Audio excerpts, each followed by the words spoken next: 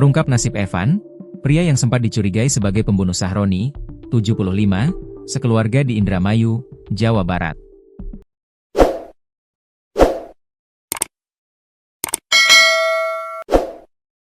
Bukan tanpa alasan kecurigaan mengarah kepada Evan, mantan pekerja anak Sahroni, Budi Awaludin, 45. Selain itu, ternyata Evan sebagai orang terakhir yang berada di TKP dan orang terakhir berkomunikasi dengan Budi.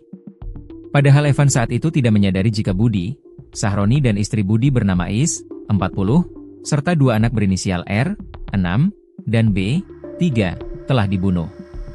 Usut punya usut, ternyata Evan dijebak oleh pelaku pembunuhan Sahroni dan keluarganya itu. Siasat licik pelaku tersebut untuk menghilangkan jejak dengan mencari kambing hitam. Beruntung polisi bisa menangkap pelaku yang sebenarnya. Sehingga Evan terbebas dari tuduhan yang sudah menjadi skenario pelaku pembunuhan sebenarnya. Kini pria bernama Evan hanya dapat menahan tangis di depan Gubernur Jawa Barat Deddy Mulyadi saat menceritakan momen dirinya dijadikan kambing hitam di kasus pembunuhan satu keluarga di Indramayu. Pasalnya, Evan nyaris jadi tersangka di kasus pembunuhan sadis yang merenggut nyawa satu keluarga di Desa Paoman, Sindang Barang, Kabupaten Indramayu, Jawa Barat.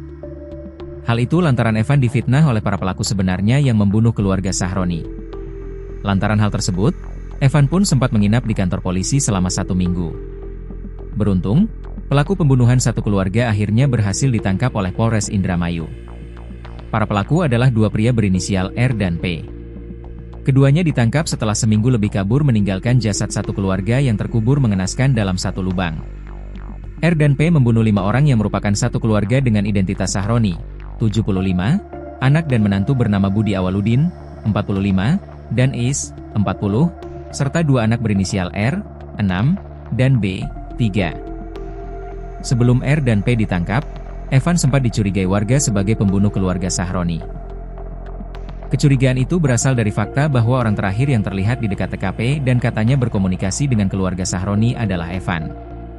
Usut punya usut, Evan rupanya sengaja dijadikan kambing hitam oleh R dan P agar terkesan dialah pelaku pembunuhannya. Setelah membunuh keluarga Sahroni, R mengambil HP Budi Awaludin. Pura-pura jadi Budi, R pun mengirim chat ke Evan dan memerintahkannya untuk menjual mobil. Dapat chat dari Budi, Evan langsung menerima perintah tersebut. Sebab kata Evan, ia kenal baik dengan Budi lantaran dulu pernah jadi karyawan Budi di warung. Belakangan terungkap bahwa yang perintah untuk menjual mobil Budi itu cuma akal-akalan pelaku pembunuhan saja. Evan pun terkejut saat mengetahui bahwa dirinya sengaja dijebak oleh para pelaku. Atas nasib miris yang dialami Evan, Deddy Mulyadi pun iba. Karenanya, Gubernur yang karib disapa KDM itu pun mengundang Evan untuk bercerita di rumahnya soal kronologi penjebakan oleh pelaku. Diungkap Evan, dirinya sempat diperiksa kepolisian selama 1 minggu hingga menginap di Polres Indramayu. Mendengar cerita Evan, KDM sampat terkejut.